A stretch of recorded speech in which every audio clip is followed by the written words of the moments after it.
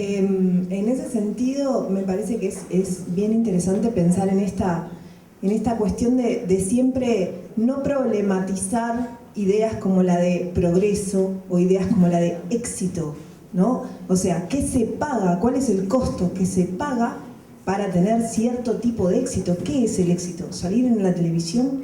Porque hoy en día, y también es esto, ¿no? De un poco también pensando en la cultura, en términos de esta dicotomía que se arma siempre en la economía. Bueno, el Estado debe intervenir, no debe dejar la libertad del mercado. Pero ¿por qué en cuestiones tan importantes como las culturales muchas veces se deja al libre albedrío del mercado y entonces termina siendo una empresa televisiva la que termina definiendo cómo se organiza la cultura popular?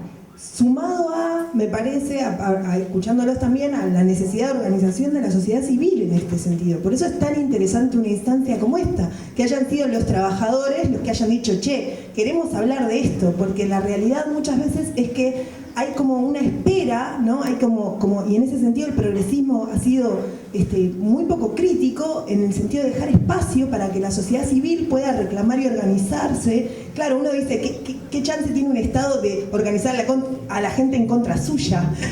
¿No? Esa es una pregunta que hay que hacerse siempre, quiero decir, pero hay algo de la autonomía, y entonces, ¿por qué los trabajadores del carnaval no se organizaron en su momento? Y bueno, porque también los concursos o los trabajadores del arte, porque los concursos también afectan la subjetividad y rompen, y creo que el carnaval en ese sentido es un ejemplo, pero hay un montón de ejemplos que también son un poco también producto de la despolitización de las cuestiones culturales, ¿no? Porque uno dice, bueno, ahora por ejemplo, y traigo un ejemplo muy pequeño y los dejo hablar, los feminismos, ¿no? Uno dice, bueno, las mujeres audiovisuales organizadas empiezan a hacer reclamos de manera colectiva y como trabajadoras de un sector, juntas, y eso politiza, fomenta el debate, nos hace hablar de cosas, genera nuevas políticas, porque también, y esa organización muchas veces, la competencia tiene esa perversión de romper esos lazos de posibilidad entre los mismos trabajadores del arte. Y traigo el último punto, y ya después, el último punto que traemos, o sea, me parece que hablamos un montón de arte y mercado, arte y éxito, arte y progreso, y cómo también estas cosas de si a veces no será mejor proteger ciertas manifestaciones culturales del progreso en vez de dejar que el progreso entre ahí, ¿no? Esta cosa de también cuidar o proteger algunas cosas. Y el último punto del que traíamos era de ideología y cultura. ¿Qué tipo de idearios predominan en las políticas culturales? ¿Quién promueve la cultura de los gestores culturales? O sea, ¿dónde se formaron los gestores culturales? ¿Cuáles son estas organizaciones privadas que también forman gestores culturales? Si no, tendrán un sesgo ideológico, ¿y cuál es ese sesgo ideológico? Y bueno, y después también otras cosas, pero eso, a ver si los escucho al respecto. Pero a mí me dicen hablar de esto y no se me ocurre. Dijiste muchas cosas. A ver, ayúdame. No, bueno, esto quiero decir, hay como dos cosas, ¿no? Una es, esta idea de la formación. Si nosotros como uruguayos, realmente, y de izquierda, si la izquierda escucha a sus figuras de izquierda a la hora de trazar sus políticas culturales, por ejemplo, Benedetti, por ejemplo, no sé, Torres García, por ejemplo, Figari, por ejemplo, hace poco salió un libro que reeditaron a Gesualdo Sosa. Entonces uno dice, bueno, ¿las políticas culturales de la izquierda escuchan a los pensadores uruguayos de izquierda? ¿O esos tipos son vacas sagradas en un museo y en una fundación? ¿O realmente estamos pensando cómo esos tipos que veneramos desde la izquierda pensaban la cultura? ¿O en realidad esos gestores culturales supuestamente de izquierdas están formados en lógicas de fundaciones de bancos o fundaciones privadas o fundaciones que traen ideas que uno no sabe de dónde vienen? Esa es un poco la pregunta. Sí, yo la verdad que esa parte no tengo idea.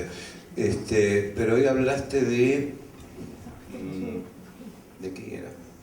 O sea, como dije todo lo que iba a decir ahora ya... No sé, un poco de eso de pensar en la relación entre el mercado... De cuidar, cuando dijiste cuidar, ese término es muy... hay que cuidarlo también, porque puede sonar a protejamos el cielito y la vidalita y hagamos una sociedad rural, ¿no?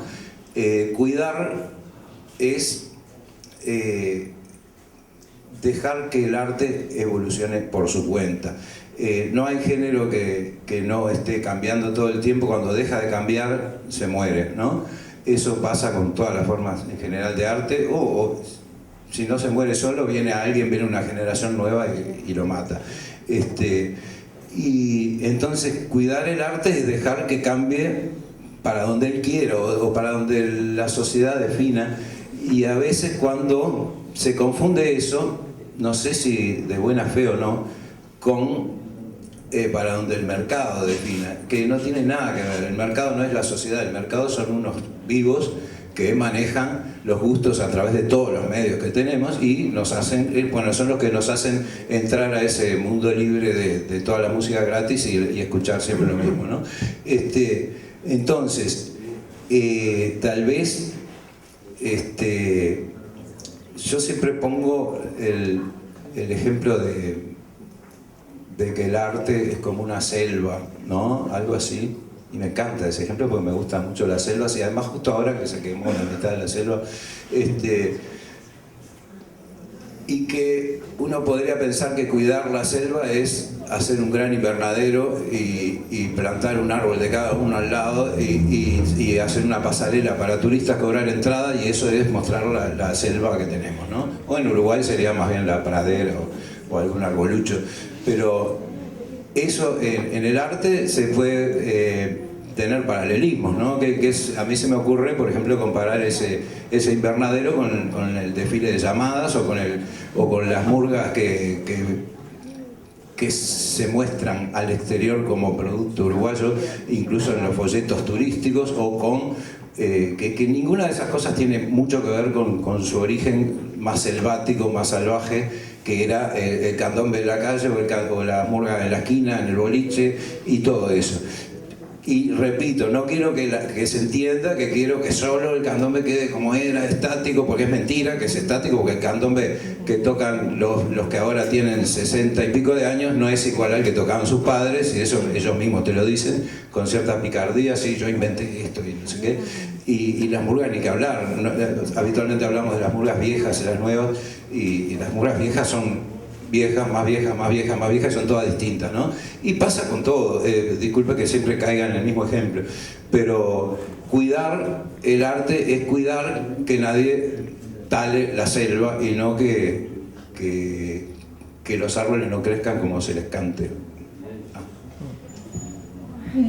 Me parece que con el tema de los mediadores culturales, la gestión cultural, ya el término, a mí me llamó pila la atención. Yo viví muchos años en Inglaterra. Cuando llegué a Uruguay estaba buscando trabajo y concursé para un cargo que había en la universidad para hacer gestión académica, que es algo que yo he hecho. Era gestión cultural, que era un término que yo desconocía totalmente, habiendo trabajado en eso, pero quizás con otras terminologías como administradora o mediadora, organizadora cultural, mucho, ¿no? La organización cultural, la organización comunitaria, la organización cultural. Y bueno, cómo aparece ese término de gestión, un término del mundo del empresarial, y cómo llegan las ideas de formación. Eso es interesante, pero me parece que de alguna manera las personas que trabajamos en cultura, tanto como productores o como mediadores o administradores, pasó lo mismo, como una cosa de profesionalizar o de darle otro valor a lo que hacemos, de hacerlo mejor, de tener un reconocimiento por la remuneración, pero también como la política pública metida en eso, en generar instancias de profesionalización, de formación y también de retribución económica por las tareas. Y ahí, bueno, me parece que pasó un poco lo mismo con gente. Primero que antes los organizadores culturales eran los productores culturales también. Creo que a veces generó se amplió la gente que trabaja en cultura, y hay gente como que trabaja lo que decimos los técnicos, ¿no? Como que a lo mejor no son ellos productores, son mediadores. Me parece que estamos atravesados por las mismas tensiones que los artistas. Y en esto de qué debe cuidar el Estado, me parece que es como que las expresiones artísticas o culturales de las clases populares no fueron protegidas de la misma manera, hay como algo que de alguna manera han sido atravesadas y cooptadas por la cultura de masas, y que lo que se ha protegido más es como las expresiones artísticas y culturales de la clase media, el teatro independiente, la gente que escribe libros, poetas, que puede que haya algunos infiltrados en esos ámbitos que vengan de las clases populares, pero en general la producción artística viene más bien como de ese segmento de la población tradicionalmente. Y eso sí se ha protegido, o sea, como decir, esto si no apoyamos al teatro independiente desaparece, ¿no? Y otras cosas, como que tienen una pujanza, porque están sostenidas por mucha gente, eso quedó libre medio como que al mercado, y así tenemos la comercialización del carnaval, lo que pasó con el fútbol, y ahí es una que viene, se viene. Pero me parece que hay ahí como una oportunidad perdida. A mí me parece re interesante, para terminar y abrimos a las preguntas, esta idea de la profesionalización y un montón de palabras que se utilizan en las políticas culturales y se utilizan muchas veces para argumentar a favor de ciertas organizaciones, maneras de organizar, como por ejemplo tenemos que ser más profesionales, y entonces muchas veces, o la idea de nivel, ¿no? O la variable de calidad como si fuera algo netamente objetivo cuando no lo es. Entonces, bueno, esas cosas, por ejemplo, está bueno preguntarse, para que se profesionalicen, ¿qué es profesionalizarse? ¿Qué quiere decir eso? Para que se profesionalicen, ¿cuántos más quedamos a merced de lógicas que rompen los tejidos entre nosotros?